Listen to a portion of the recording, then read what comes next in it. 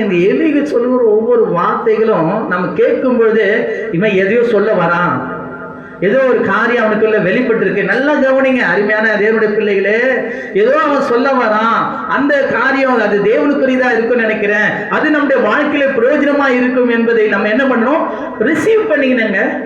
அதனால கவனிங்க, முதியோர் பேசட்டும், வயது சென்றவர்கள் ஞானத்தை அறிவிக்கட்டும் என்றிருந்தேன், ஆனாலும் மனுஷரிலும் ஒரு ஆவியுண்டு, சர்வ வல்லுடைய சுவாசமே அவர்களை உணர்வுகளாக்கும். நல்ல கவனிங்க, இங்க எலிகு பேசுற ஒரு வார்த்தை, என்னதான் மனுஷர்கள் ஆலோசனைகள் கொடுத்தாலும், என்னதான் மனுஷர்கள் திட்டங்கள் கொடுத்தாலும், என்னதான் அநேக காரியங்களை அவங்க சொன்னாலும், தேவன் அவருடைய இருதயத்தை என்ன பண்ணணும், திறக்கணுங்க. அந்த வார்த்தையை ஏற்றுக்கொள்ள இருதயத்தை அவங்களுக்கு என்ன பண்ணணும், தரணுங்க. உணர்வு உண்டாகணும். அப்பதான் அவங்க என்ன பண்ணிப்பாங்க, அதை ஏற்றுக்கொள்ள முடியும். அதனால்தான் சீஷர் பார்த்து சொல்றாங்க, இந்த ஐஸ்வர்யம் பின்வாங்கி போகும்போது இது மனுஷர்கள் கூடாதுப்பா, ஆனா தேவனால கூடும்.